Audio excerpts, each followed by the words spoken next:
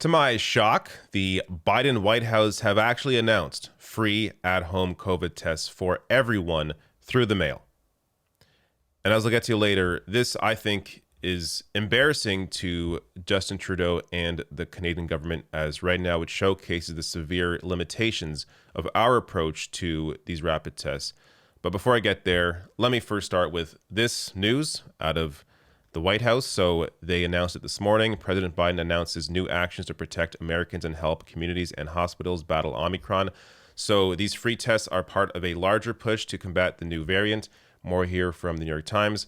President Biden will announce new steps on Tuesday to confront a staggering surge in coronavirus cases, including readying 1,000 military medical professionals to help at overburdened hospitals, setting up new federal testing sites, deploying hundreds of federal vaccinators, and buying 500 million rapid tests to distribute free to the public.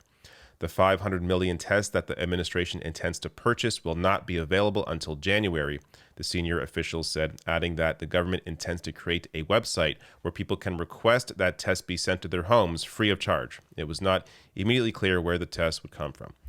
So this is fantastic. Now, yes, it's incredibly late. Once rapid tests were available for mass production, this should have been done immediately, but they're following the footsteps of other countries around the world that have already done this, so it's good to see the U.S. finally getting on board. And they are using the Defense Production Act to do this, so it's good to see the White House here using a variety of tools in their toolbox to combat this continuation of the spread of COVID-19. But I want to remind you, before I go any further here, of what Jen Psaki, White House press secretary, said about this idea just 2 weeks ago. Complicated though. Why not just make them free and give them out and have them available everywhere? Should we just send one to every American? Maybe. Then what happens if every American has one test? How much does that cost, and then what happens after that? All I know is that other countries seem to be making them available in greater quantities for less money. So that was just 2 weeks ago.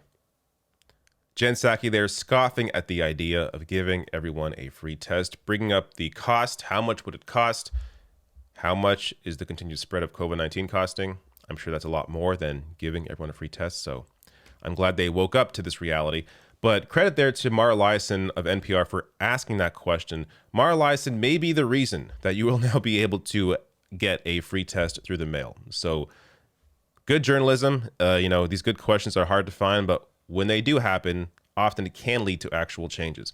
Now let's get to the Canadian angle on this, which right now is terrible. So Canada, the healthcare is done through the provinces. So we have, an overarching Canada Health Act, but it's distributed through the provinces. So right now, free tests are available for, I think, most people, most provinces. But because it's done depending on the province, the access to these tests are all across the board. So Albertans right now are scrambling to get their hands on free COVID-19 tests. There's a massive surge of COVID-19 in Alberta right now. In Ontario, they quickly ran out of rapid tests that are being handed out at our liquor stores.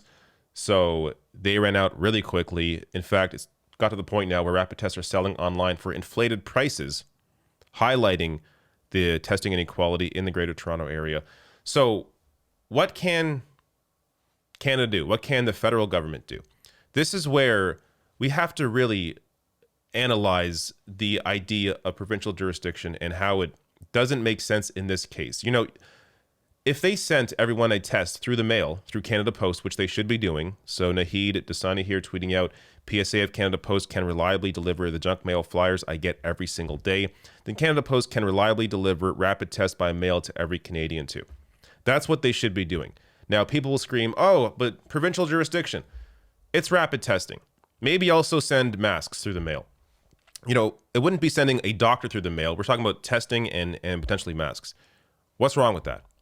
And do you really envision provinces challenging Trudeau? And if they do, how would that look on them?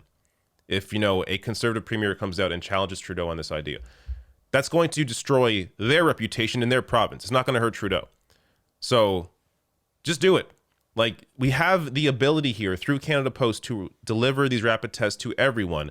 And right now you're being outdone by the U.S., which normally when that happens, Canada reacts. And, it's the one thing that appears to actually put pressure on our politicians is when the U.S. does something that Canada doesn't, or that we don't have. So in this case, you have a public service in the US being offered that Canada doesn't have access to, at least not in the same way.